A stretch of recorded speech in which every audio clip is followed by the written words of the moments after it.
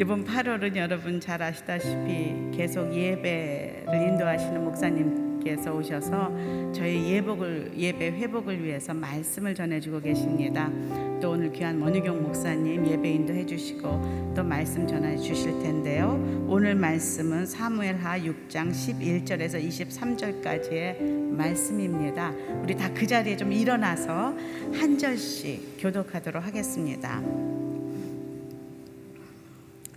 여호와의 괴는 석 달 동안 가드 사람 오벳에돔의 집에 머물러 있었는데 그동안 여호와께서 오벳에돔과 그의 온 집안에 복을 주셨습니다.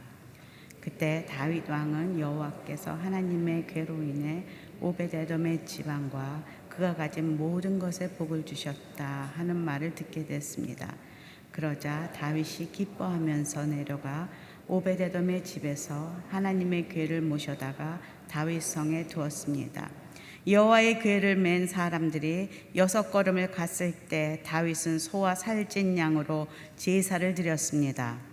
다윗은 베에봇을 입고 여호와 앞에서 온 힘을 다해 춤을 추었습니다.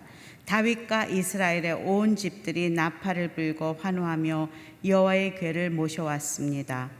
여호와의 궤가 다윗성에 들어올 때 사울의 딸 미갈이 창문으로 내다보고 있었습니다.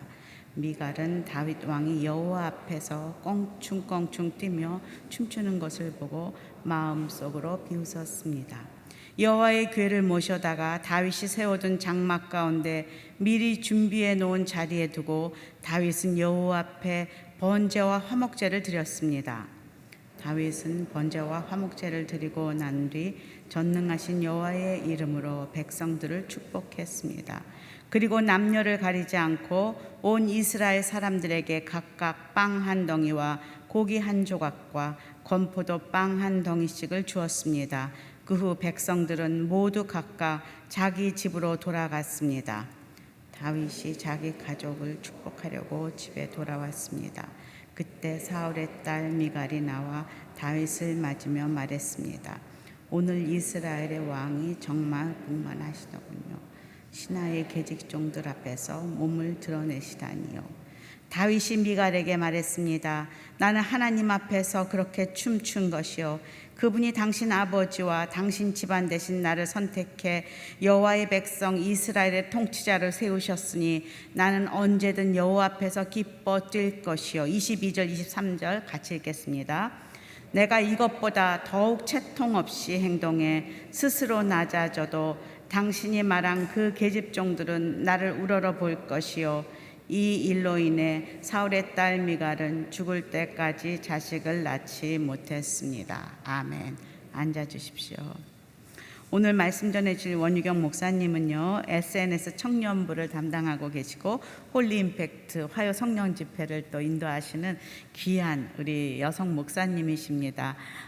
우리 청년부에서 사역하지만 우리 교회 모든 성도들이 사랑하는 귀한 주님의 종이십니다. 거절된 구경꾼의 삶이라는 제목으로 귀한 말씀 전해주실 때 큰 은혜가 있을 줄로 믿습니다.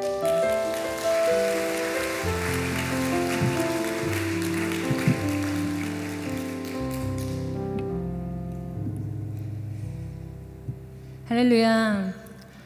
오늘 정말 이 나라와 민족 또 이 세대 다음 세대를 기도로 떠받치고 계시는 우리 이 시대의 마리아 또 여러분과 함께 예배할 수 있는 이 영광이 얼마나 큰지 모르겠습니다. 하나님이 특별히 8월 한 달 가운데 참된 예배자 하나님께서 찾으시는 그 한 사람의 예배자로 부르시는 이 자리 가운데 주님의 놀라우신 은혜와 우리의 전 인생과 전 존재를 회복시키시는 하나님의 크신 은혜가 있을 줄로 믿습니다. 여러분 믿고 기대하십니까? 네, 하나님의 놀라우신 은혜가 저와 여러분 가운데 있게 되기를 주님의 이름으로 축복합니다. 2014년 3월에 당시 세계 토픽이 됐던 일을 영국 BBC 방송에서 보도한 적이 있었습니다. 이것은 이탈리아 시칠리아 섬 시골 마을 부엌에 걸린 그림이요. 수백억 원짜리 명화로 밝혀진 일이었습니다. 후기 인상파를 대표하는 화가 가운데 한 명이었던 이 고갱이 1889년에 완성한 것으로 알려져 있는 이 강아지가 곁에 있는 탁자 위의 과일 풍경이라는 이 그림은요 최대 4천만 달러, 즉 하나로 한 424억 원 정도에 대한 그림이었습니다. 그리고 피에르 보나르가 그린 여성과 두 개의 안락의자라는 제목의 작품 역시 수십억 원에 호가하는 명화였어요. 그런데 이러한 세계적인 명화가 어떻게 이 시칠리아의 작은 섬 시골 마을 노동자의 집 부엌 벽에 걸려 있게 되었을까요? 1975년이었습니다. 이탈리아의 한 노동자가 기차 분실물 센터에 올라온 이 경매에서 이 두 개의 그림을 구입하게 되었어요. 그 노동자가 구입한 두 개의 그림은요, 원래 이 런던의 한 저택에 있었던 것이었습니다. 근데 세 명의 도둑이 이 도난 경보기 기술자라고 밝히고 들어가서 이렇게 수리를 하는 척 하다가 감시가 소홀한 틈을 타가지고요, 이 세 점의 그림을 훔쳤던 거예요. 그리고 이후 이들이 경찰의 추적을 피하느라 그 그림을 기차 안에다 두고 도주하게 됩니다. 그렇게 버려진 그림은 이탈리아의 철도청 분실물 센터에서 5년 동안 보관이 되었다가요, 경매에 나오게 됐어요. 그런데 당시 노동자가 이 두 개의 그림을 약 3만 3천 원에 구입을 하게 됩니다. 그런데 그 그림이 지금 400억 원이 넘는 진품이라는 것을 알지 못하고요, 자기 집 부엌 한 벽면 쪽에 걸어 놓았던 거예요. 무려 44년의 시간을요. 여러분, 무려 44년간 시골집 부엌 한 켠에서 고갱의 그림은 3만 3천 원짜리 값싼 프린트 취급을 받았습니다. 그러니까 세계적인 아주 국보급 작품으로서 박물관에나 있을 만한 엄청난 값어치가 있는 그런 작품이 말이에요. 자, 그러니까 여러분, 가치를 알아보는 눈이 얼마나 중요한지를 알게 되죠. 가치를 알아야 우리가 그것을 어떻게 대해야 하는지가 결정됩니다. 그러니까 세계적인 문화유산과 같은 작품을 소유하고 있어도요, 지금 그것이 얼마나 귀한지를 모르면 400억 원이 넘는 가치를 단돈 3만 원의 가치로 전락시켜 버리게 된다는 것이죠. 그러니까 자신에게 있는 이 얼마나 엄청난 보물이 있는지를 알지 못한 채 무수한 시간을, 세월을 보내게 됩니다. 사랑하는 여러분, 동일한 일들이 오늘 우리의 삶의 한복판에서도 재현되고 있어요. 여러분, 우리의 인생 속에서도 새롭게 가치 평가되어야 할 일들이 너무나 많습니다. 세상이 우리에게 가르친 가치의 서열들을 여러분 한번 생각해 보세요. 돈, 학벌, 외모. 제가 섬기는 청년 세대들은요, 이 세 가지, 대부분 이 세 가지의 범주 안에서 보통 자기 인생의 가치를 평가합니다. 여러분은 어떠세요? 자녀가 어떤 직장에 다니는지, 나는 어떤 집에서 살고 있는지. 청년들도 대부분 이 세 가지 범주에 해당하는 일에 대해서는 그냥 뭘 해도 아까워하지 않습니다. 그러니까 어떠한 대가를 지불해도 그것은 마땅하다고 생각한다는 것이죠. 그리고 우리가 그 가치를 제대로 평가하지 못하는 일들은 우리의 삶의 어느 한 구석에 방치되곤 합니다. 성경의 역사를 통해서 우리는 우리 자신을 돌아볼 수 있어요. 우리에게 있는 것이 무엇인지, 그리고 우리가 그것의 가치를 바르게 이해하고 있는지, 어떻게 그것을 대하고 있는지를 말이죠. 오늘 본문 속에 등장하는 아주 중요한 초점은 하나님의 법궤에 맞춰져 있었습니다. 법궤는 하나님의 영광의 상징이자 임재의 상징이었어요.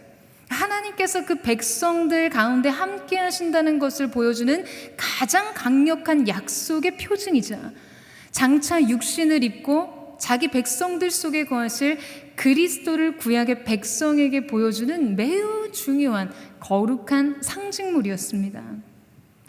오늘 이 말씀의 전후 맥락을 이해하기 위해서는요, 지금 이 법궤와 함께한 이스라엘의 역사의 흐름을 좀 이해할 필요가 있는데요. 자, 여러분 한번 잘 들어보세요.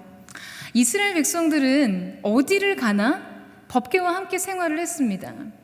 광야에서 그 백성들이 진을 칠 때는 중앙에 성막 지성소에 법궤를 안치하고요, 12지파가 동서남북 사방으로 진을 쳤습니다. 여러분, 이것은요 하나의 신앙 고백이었어요. 우리는 어디를 가나 하나님 중심으로 살아간다. 그러니까 그들의 중심부와 같은 중심에는 언제나 이 여호와의 법궤가 있었습니다.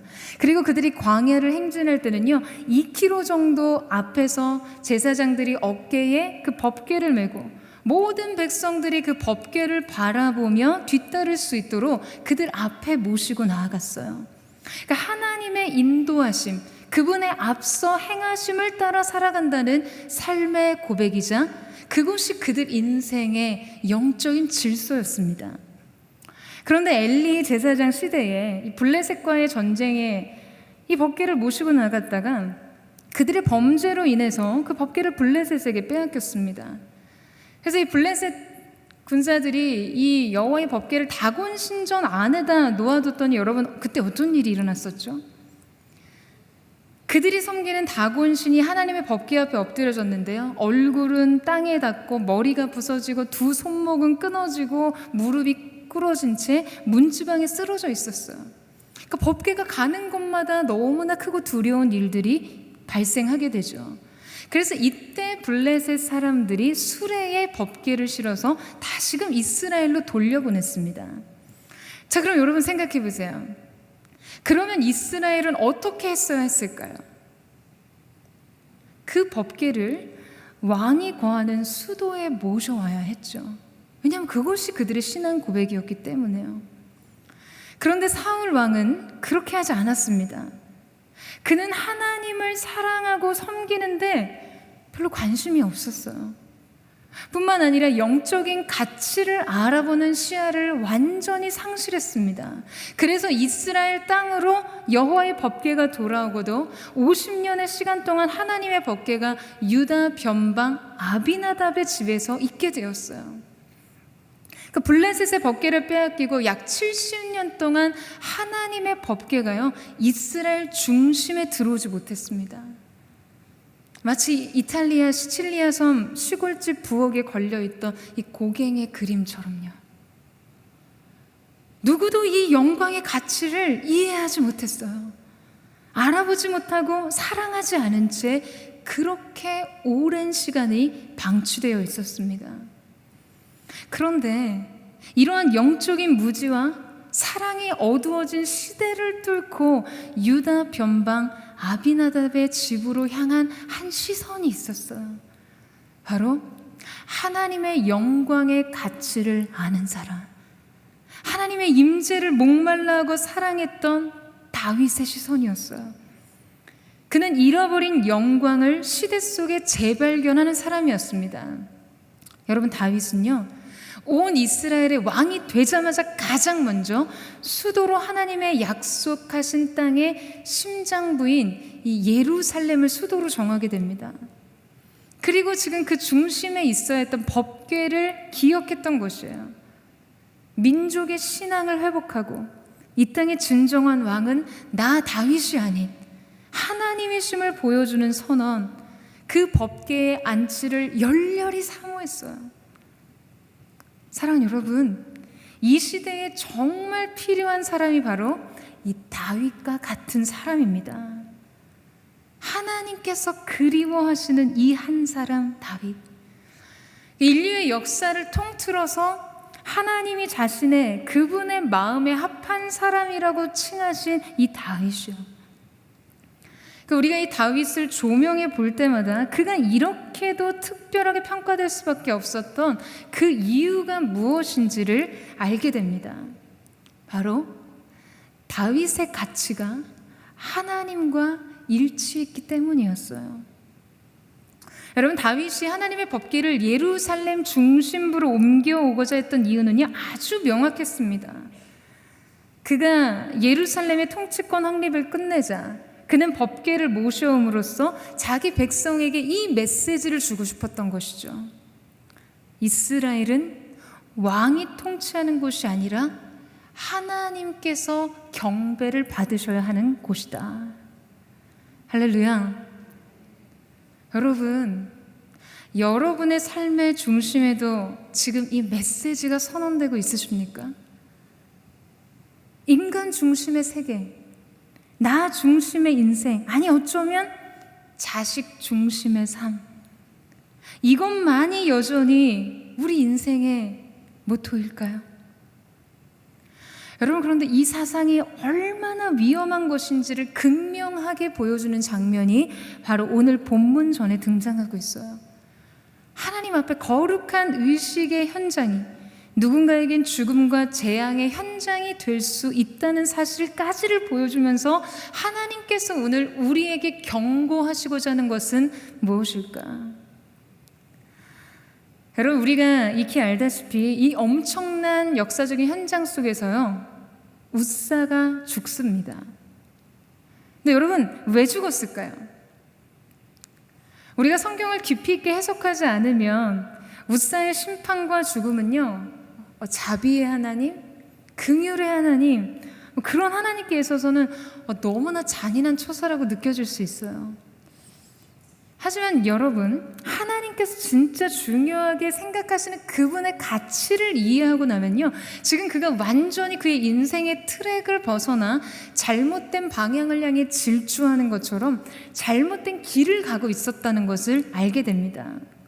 그렇기 때문에 우리가 오늘 말씀을 통해 그 가치를 배워야 합니다. 우리의 믿음의 길도 잘못된 트랙 위에 서지 않도록요. 자, 여러분, 웃사의 이름의 뜻이 뭔지 아세요? 웃사라는 이름의 뜻은요, 이 히브리어로 힘, 능력, 위엄이라는 뜻을 가지고 있습니다. 자, 여러분, 우리 준비된 자막 8절 말씀 한번 보시겠어요? 자, 우리 8절 말씀을 같이 한번 읽어보도록 하겠습니다. 8절 말씀 시작. 다윗은 여호와께서 웃사를 치신 것 때문에 화가 나서 그것을 베레스 웃사라고 불러 오늘날까지 그렇게 불리고 있었습니다. 그러니까 웃사의 충돌 사건이 일어났던 곳에 다윗이 이름을 붙였는데요, 그 이름을 베레스 웃사라고 했어요. 그 베레스라는 음역대 원어는요, 친다, 이 페레츠입니다.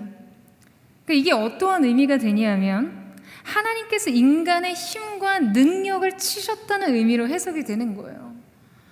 왜 이렇게 과격한 하나님의 심판이 이 웃사에게 임했을까요?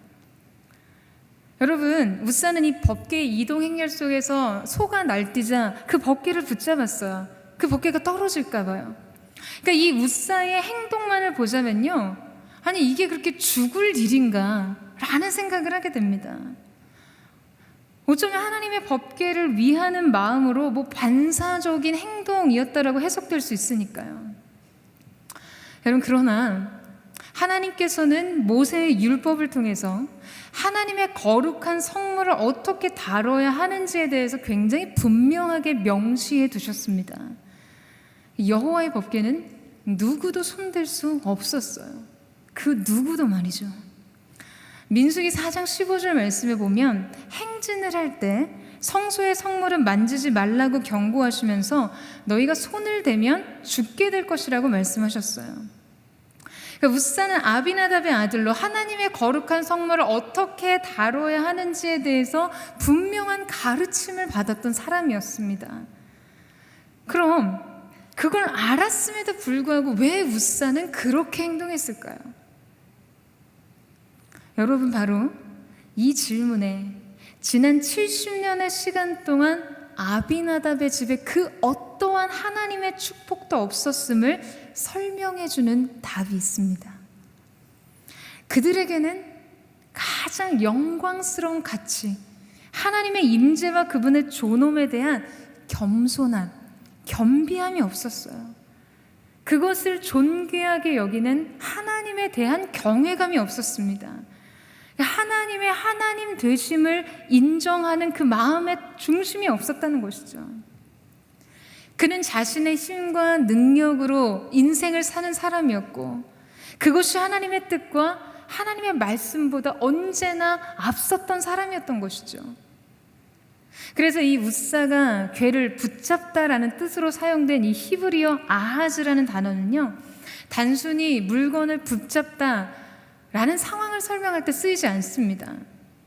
뭐 어떤 거를 고르다가 이렇게 살펴보고 잡는 행위를 설명할 때 쓰지 않아요.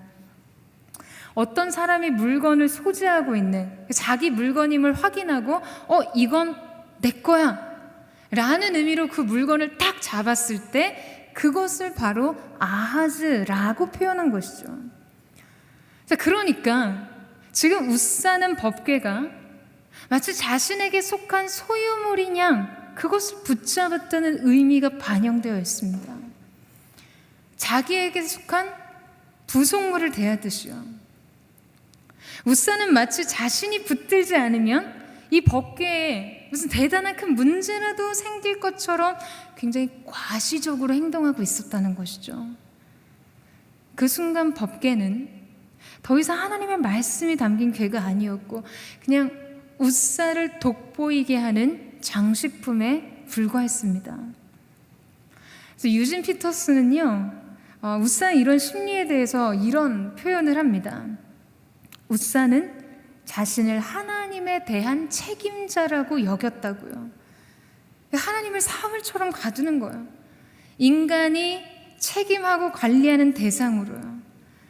여러분 생각해 보세요. 웃사에게 있어서 하나님의 가치란, 그분의 영광이란 그러한 의미였습니다. 다 거기까지였다는 것이죠. 웃사는 만인 앞에서 자신의 힘과 능력과 위엄, 즉 자기 욕망에 사로잡힌 자기 자신을 그 하나님보다 높이기 위해서 법궤를 자기 아래 두고 그렇게 행동하고 있었다라는 것이에요. 자, 여러분 한 군데 더 살펴보기를 원하는데요.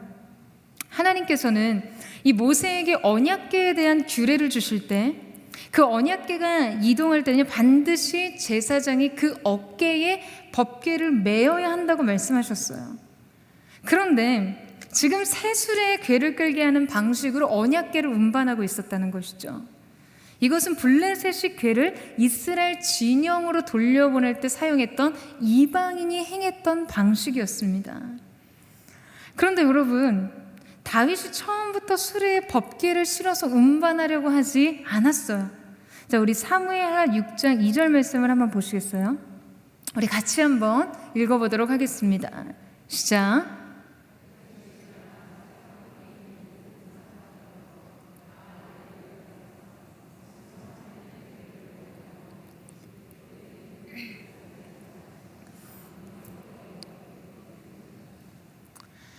자, 다윗이 이스라엘 장병 3만을 대동하고 기럇 여아립을 행할 때요, 그는 분명히 하나님의 법궤를 메어 오려고 했다라고 기록하고 있어요. 자, 그런데 3절 말씀 보세요. 그들이 하나님의 궤를 새 수레에 싣고 산에 있는 아비나답의 집에서 나오는데 아비나답의 아들 웃사와 아요가 그 새 수레를 모니라. 그러니까 성경은 법궤가 수레에 실려 나온 이유를 분명하게 말하고 있지는 않지만요, 지금 여러분 이 행간 사이에 분명 웃사와 아효의 주장이 있을 것이라고 생각한다는 것이죠. 그러니까 웃사와 아효는 할아버지 때로부터 무려 70여 년 동안 하나님의 임재를 상징해온 이 법궤를 수종 들고 섬겼던 사람들이었어요. 그러니까 이 법궤에 관한 경험적인 지식을 가지고 있었던 웃사와 아효의 주장을 받아들이게 되었을 거라는 것이죠. 아마 자신이 굉장한 전문가인 것처럼, 내가 지금 여성여배를 10수년을 섬겼다고 뭐 이런 이야기들처럼요, 자신의 주장과 경험을 내세웠을 것입니다. 그러니까 웃사의 이름처럼 그는 자기의 힘과 능력으로 인생을 살아가는 전형적인 사람이었어요. 하나님은 그것을 기뻐하지 않으십니다. 여러분, 우리도 인생의 경험치가 쌓이면 쌓일수록 우리의 삶에 대한 하나님의 말씀의 권위를 잃어버릴 수 있습니다. 그냥 우리가 하나님께 굳이 묻지 않아도 할 수 있는 일들이 굉장히 많아지기 시작하고요, 내가 맞다고 옳다고 생각하면 그것이 기준이 될 때가 너무나 많다는 것이죠. 난 이미 경험이 있으니까, 내 생각이 충분히 설득력이 있으니까 우리는 자신 스스로에게 속습니다. 그냥 이 생각이 너무나 충분히 하다고 옳다고 여겨요.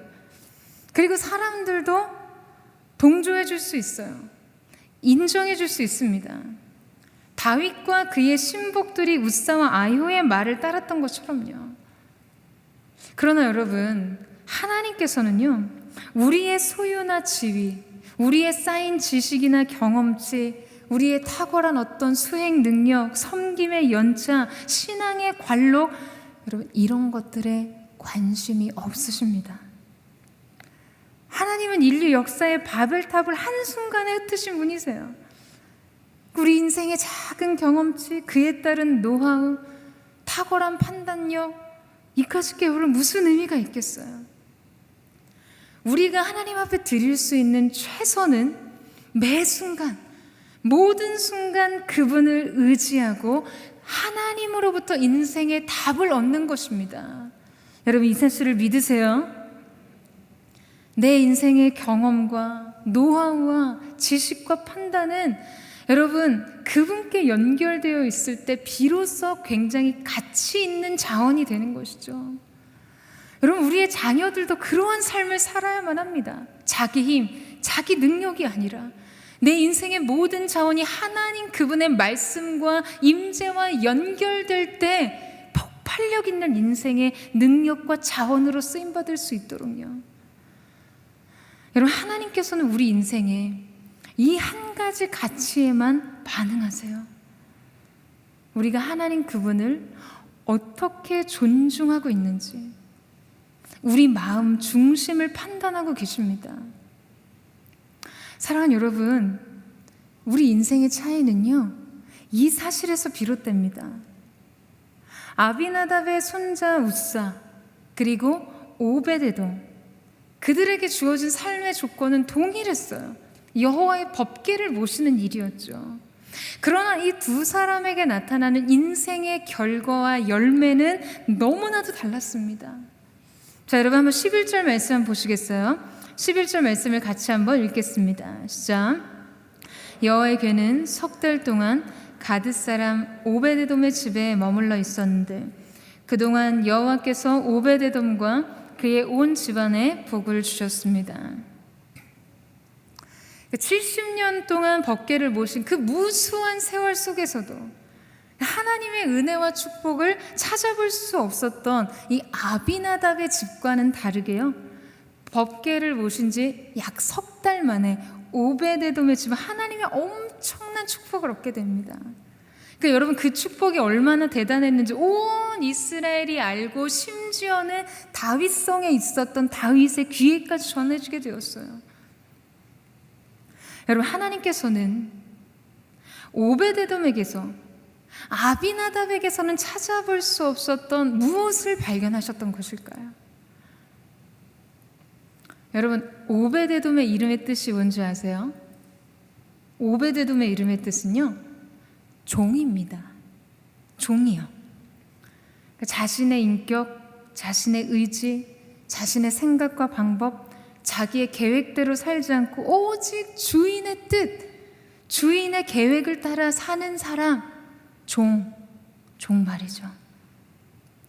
지금 성경은 오베데돔의 석 달의 시간을 우리에게 아주 자세하게 어떻게 섬겼다고 설명해 주지는 않지만 그의 이름 속에 녹아져 있는 그 오베데돔의 삶이 하나님 앞에서 어떠한 삶이었는지를 나타내 보여주고 있습니다. 여러분, 오베데돔에게 있어서 하나님은 왕이셨어요. 그의 인생의 주인이셨습니다. 하나님께서 말씀하시면 그것이 곧 삶의 기준이자 결론이 되는 종으로서 그는 하나님의 법궤를 모셨던 것이죠. 이것이 그에게 부어진 엄청난 축복의 이유였습니다. 사랑하는 여러분, 오늘 우리에게도요, 동일한 조건이 주어져 있어요. 하나님의 영광, 그분의 임재 앞에서는 특권이 지금 우리 모두에게 동일하게 주어져 있습니다. 같은 말씀을 듣고 같은 찬양을 부르고 같이 기도합니다. 그런데 이 동일한 조건이 모두에게 동일한 인생의 열매가 되지는 않는다는 거예요. 오베데돔의 모든 소유와 자녀 세대에 복을 주셨다고 기록하는데 그것이 우리 가정과 가문의 동일한 열매로 나타나지 않는다는 것이죠. 신앙의 나이테가 수없이 늘어감에도 불구하고 아무 일도 일어나지 않는 사람들이 있습니다. 하나님의 은혜와 축복에 대한 경험이요, 전무해요. 법궤를 자기 인생 안에 모시고도 말이에요. 사랑하는 여러분, 저는 오늘 저와 여러분의 인생이 바로 이 오베데돔으로서 여러분의 인생을 사는 은혜가 있게 되기를 주님의 이름으로 축원합니다. 저와 여러분의 인생의 영혼 속에 뿌리 박혀 있는 이 우사의 영이 완전히 소멸되기를 예수님의 이름으로 축원합니다. 잃어버린 하나님의 영광, 그 하나님의 임재를 다시 회복시키는 사람, 그런 오베데돔으로, 그런 오베데돔의 가정과 가문으로, 그래서 그 하나님의 복이 여러분의 인생과 가정과 자녀 세대 가운데 물붓듯이 부어지는 역사가 있게 되기를 주님의 이름으로 축원합니다. 다윗은 오베데돔의 집에 하나님께서 엄청난 복을 주셨다는 소식을 듣고요, 기뻐하면서 하나님의 궤를 다시 예루살렘 성으로 모셔오시는데요, 다윗의 기쁨이 얼마나 컸는지를 보여주는 성경의 장면을 소개하고 있습니다. 자, 우리 14절에서 15절 말씀을 같이 한번 읽어보도록 하겠습니다. 14절에서 15절 말씀 시작.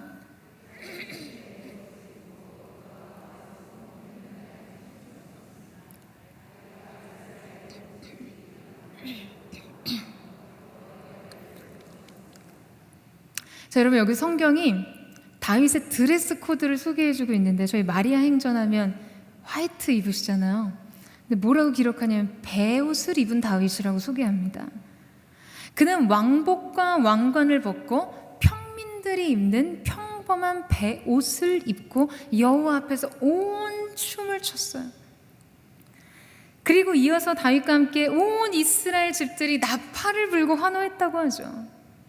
여러분, 이곳이 정말 이 한 사람의 지도자가 얼마나 중요한지를 보여준 장면입니다.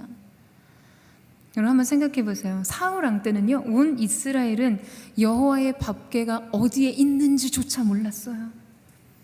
그들은 하나님 앞에 기뻐하는 법을 알지 못했습니다. 하나님에 대한 관심이 없었어요. 자, 그런데 지금 온 이스라엘 집들이 어떻게 하고 있다고 하죠? 나팔을 불고 하나님 앞에 기뻐하며 환호하고 있어요. 그 법궤를 모셔오는 다윗의 행렬 속에서 다윗과 함께 춤추며 기뻐하며 예배합니다. 여러분, 이렇게 한 사람의 리더가 중요합니다. 그 리더를 통해 역사는 다른 방향을 향해 흘러갈 수 있다는 것이에요. 2차 세계대전 때 자유민주주의가 히틀러의 독재와 또 이 폭력을 무찌르고 살아날 수 있었던 배경에는요, 이 처칠의 흔들림 없는 소신이 있었습니다. 히틀러가 유럽을 장악하고 마지막 남은 이 런던을 폭격하기 시작했을 때 누구나 다 이 영국이 항복할 거라고 생각을 했었죠. 그러나 처칠은 이렇게 연설해요. 들판에서, 시가지에서, 언덕에서 절대로 굴복하지 않고 싸워 이기겠다고요. 절대, 결코 포기하지 않으리라. 그러니까 이 연설에 국민들이 엄청나게 감복해서 혼연일체로 저항하기 시작합니다. 그래서 할 수 없이 히틀러는 소련 공격으로 방향을 틀었고요. 그 결정은 자유민주주의의 승리를 가져왔어요. 여러분, 이처럼 지도자의 한마디로 역사의 물줄기까지도 바뀐다는 거예요. 저는 이것이 바로 이 시대의 마리아로서 이 나라와 민족을 기도로 떠받치고 있고 우리의 세대와 다음 세대까지 기도로 품어내시는 여러분이 이 시대의 리더가 되어야 하는 이유와 정말 우리가 온 마음을 다해 전심으로 하나님을 예배해야 하는 이유라고 믿습니다. 여러분이 8월 한 달 동안 예배의 진정한 가치를 정말 여러분의 중심 속에서 발견하세요. 하나님의 임재의 가치가 여러분의 중심 속에서 고동치게 하십시오. 그럴 때 여러분의 자녀가, 가정이, 다음 세대와 이 시대가 여러분이 가치 있게 생각하는 것을 주목하기 시작합니다. 그리고 그들도 재발견하게 되는 것이죠. 자기 인생에 방치되었던 진정한 가치를요. 저는 믿습니다. 오늘 여러분이 하나님 앞에 중심을 다해 예배하면 우리의 시대가 하나님 앞에 돌아올 줄로 믿습니다. 여러분의 가정이 주 앞으로 돌아올 것을 믿습니다. 자녀와 모든 가문이 하나님 앞에 기뻐 환호하는 거예요. 다윗 한 사람을 통해 이스라엘이 관심 없었던 하나님의 임재 앞에 돌아와 그분 앞에 환호했던 것처럼 오늘 여러분이 주 앞에 환호할 때, 주님을 높여 경배할 때 여러분의 자녀와 가정과 이 시대와 세대가 하나님의 놀라우신 영광 앞에 다시 돌아오는 거룩한 산 역사가 있게 될 줄로 주님의 이름으로 축원합니다. 이 시대의 다윗의 행렬이 오늘 수요 여성 예배를 드리는 여러분을 통해 새롭게 일어나게 되는 귀한 은혜가 있게 되기를 주님의 이름으로 축복합니다. 자, 여러분, 이제 우리는 진정한 예배자의 한 모습과 이제 우리가 그 예배 행렬 속에서 기쁨과 전심으로 연합하지 않으면 어떤 사람으로 남겨질 수 있는지를 보여주는 장면이 있는데요. 자, 16절 말씀 보시겠어요? 같이 한번 읽어보도록 하겠습니다. 시작. 여호와의 괴가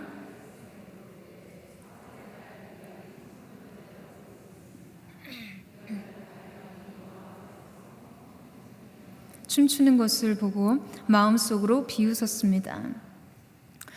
다윗과 더불어 온 이스라엘이 하나님의 영광과 임재 앞에서 환호할 때요, 그럼 미갈은 뭘 하고 있었죠? 창문 밖에서 이렇게 내다보면서 구경하고 있었어요. 그러니까 이 행렬과 완전히 분리된 채로 다윗의 중심이 향하고 있는 가치에 대한 그 어떤 이해도 없이 그를 평가하고 판단하고 있었습니다. 프리스턴 신학대학원의 학장을 지낸 이 존 맥케이라는 교수님이 계시는데요. 기독교 신학 서론이라는 그분의 저서가 있습니다. 그 책의 2장의 제목이 굉장히 인상적이에요. 뭐라고 되어 있냐면 두 가지 관점, 발코니와 길입니다. 이 발코니란 스페인 가옥의 위층 창문 앞쪽에 이렇게 툭 튀어나온 목재나 석재로 된 작은 단을 말하는데요. 우리로 말하면 베란다, 테라스라고 불리지만 용도는 조금 다릅니다. 스페인 사람들에게 이 발코니는요, 가족들이 모여서 함께 식사를 나누거나 거리의 풍경이나 행인들을 바라보면서 이야기를 나누는 그런 장소, 내지는 일몰을 감상하는 그런 곳입니다. 그러니까 이런 발코니의 관점이란 구경꾼의 관점, 관전하는 사람들의 시야를 말합니다. 이에 비해 길이란 치열하게 삶을 살아가는 곳이죠. 그곳에는 번민도 있고 갈등이 있습니다. 그러나 또한 사색과 사상이 태어나기도 하죠. 수많은 걱정과 근심 속에 선택과 결정이 시행되기도 하죠. 그곳은 행동의 장소, 순례의 장소, 여행자의 이 마음의 근심, 걱정이 끊이지 않는 장소입니다. 그래서 그 길에서는 어떤 목표를 추구하고 위험을 겪으며 혼신의 힘을 쏟아요.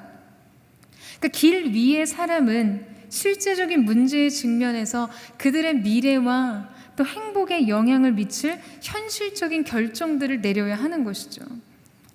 즉, 길 위의 사람은 참여자의 관점을 보여줍니다. 길 위의 참여자와 발코니 위의 구경꾼. 자, 여러분, 오늘 여러분의 마음은 어디에 있으세요? 오늘 다윗의 행렬 속에 그 길 위에 있으십니까? 아니면 미갈의 발코니에 있으십니까? 지금 이 예배를 향한 여러분의 시선이 어디로부터 시작되고 있냐라는 것이죠. 언제나 은혜의 중심으로부터 그냥 거리를 두고 성령의 임재에 뜨겁게 반응하는 사람들에 대해서 그냥 늘 냉소적으로, 내지는 영적인 지도자에 대해 무엇이든 평가하고 비판하고, 여러분 그렇게 있지는 않으십니까? 아니면 하나님의 임재에 기뻐하고 환호하면서 하나님께서 받으실 그 예배에 여러분의 마음 전부를 드리고 계세요? 그렇게 여러분의 마음이 드려지고 있으십니까? 여러분, 우리는 다윗이 춤추며 온 힘을 다해 예배했던 그 길 위에서 이 행렬을 이어갈 다음 주자가 되어야만 합니다. 여러분, 미갈의 발코니에는요, 기쁨이 없어요. 영광이 없습니다. 그곳에는 냉소와 높아진 마음과 차갑게 식어버린 사랑만 있어요. 여러분은 어떠세요? 여러분은 예배자이십니까? 아니면 구경꾼이십니까?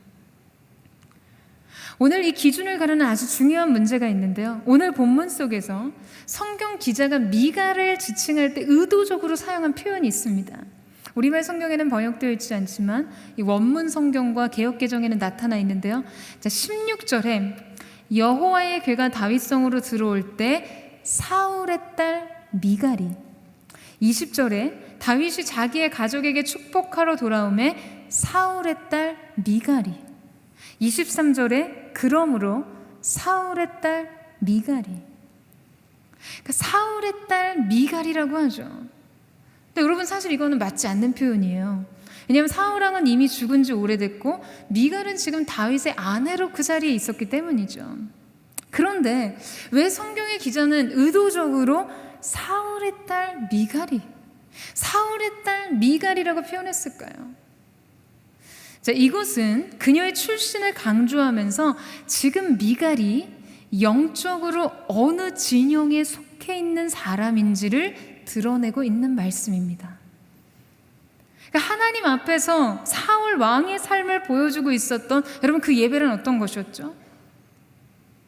여러분, 사울은요, 자기 자신을 위한 예배를 드렸어요. 그에게 있어서 예배는 목적이 아니라 수단이었습니다. 정치적으로 자기의 세를 규합하고 백성들의 민심이 자기에게로 돌아오게 하고 전쟁에서 승리하기 위한 어떤 수단으로서의 예배를 드렸다는 거예요. 이거 얻고 자녀들의 문제 잘 풀어주고 재정 문제 해결하고 내 인생의 행복을 위해서, 미래를 준비하기 위해서 예배하고 기도하고 찬양하고 매맞지 않으려고, 하나님의 분노와 두려움으로부터 피하기 위해서, 뭔가 내 인생의 안위를 위해서.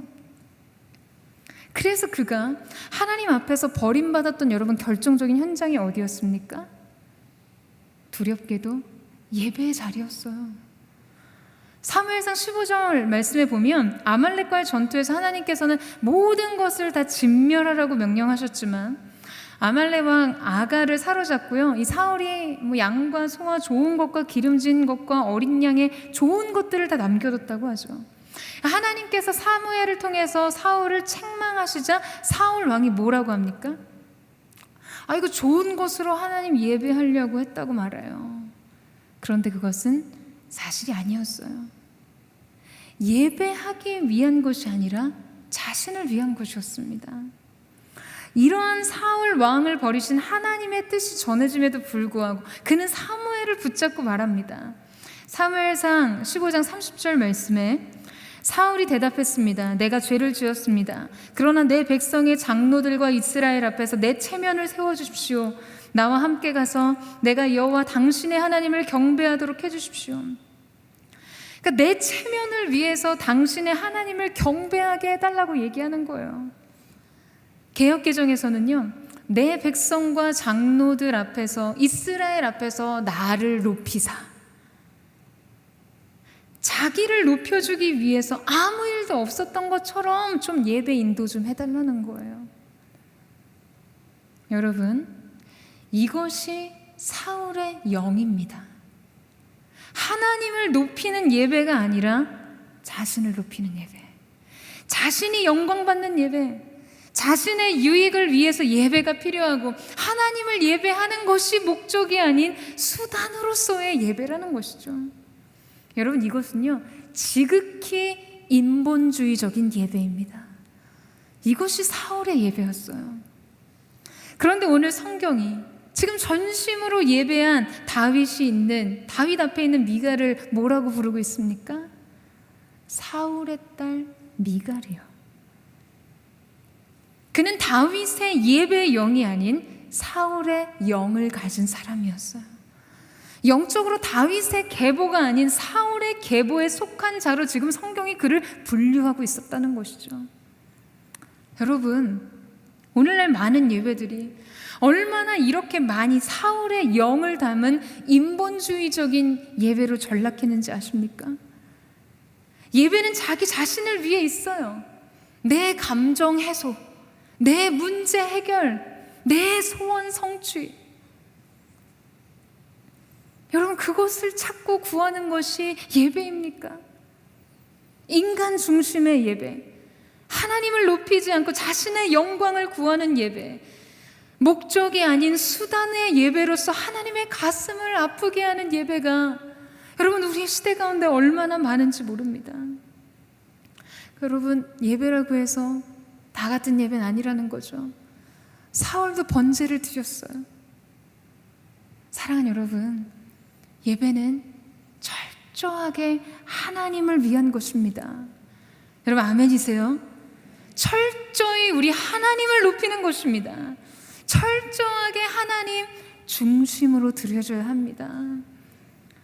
광명한 천사가 현 시대 안에서 여러분 이러한 인본주의 뒤에서 얼마나 많은 하나님의 영광을 노략질하고 있습니까? 얼마나 많이 도적질하고 있습니까? 여러분, 인권이요? 여러분, 하나님이 인정되지 않는 인간의 권리가 존재할 수 있습니까? 여러분, 이 시대는 처음부터 다시 시작해야 합니다. 하나님 중심으로 신본주의적 관점의 예배, 모든 것이 하나님의 중심의 삶으로 돌아가야만 합니다. 다윗은 하나님 앞에서 온 힘을 다해 춤을 추며 예배하느라 자기가 사람들 앞에 어떻게 비춰지고 평가될지 신경 쓰지 못했어요. 그냥 오직 하나님께서 받으시는 그 영광에 자기의 전 존재가 맞춰주고 있었습니다. 그런데 정확하게 사람들의 시선 속에 비친 다윗을 한 사람이 보고 있었죠. 바로 미갈이었습니다. 미갈은요 20절에서 속으로 비웃었던 그의 마음을 드러내는데요, 다윗이 자기 가족을 축복하려고 집에 돌아왔습니다. 그때 사울의 딸 미갈이 나와 다윗을 맞으며 말했습니다. 오늘 이스라엘의 왕이 정말 볼만하시더군요. 신하의 계집종들 앞에서 몸을 드러내시다니요. 오늘 이스라엘의 왕이 정말 볼만하시더군요.